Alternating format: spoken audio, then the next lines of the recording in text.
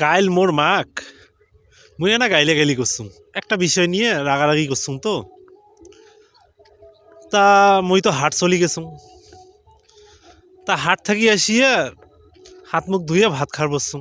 ঠান্ডা তো দাদা বেশি তো ভাত খার বসি এলা কোনো মনে মাও ভাত খাইছে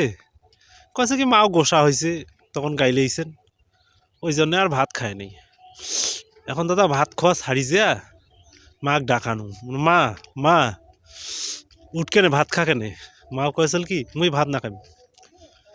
মানে অনেক কয়বার কোনো কয়েছে কি মুই ভাত না খাবি তা মনে যদি তুই ভাত না খাইস তাহলে মুইও না খাই সুদিম কিন্তু গেলায় টপ করি উঠছে যে এই কথা কসুম তাই টপ করি উঠছে উঠিয়ে কয়েছে কি তুই কেনে ভাত না খাইস এত বড় আয় তুই ভাত না খায় থাকতে পাইস আয় ভাত খা তো দাদা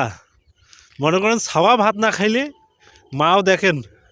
ঝাঁপি উঠি কয় যে তুই এত বড় আর থাকতে পাইস আর বাপ মাও যদি ভাত না খেয়া থাকে ছাওয়া কোনো দিন কয় না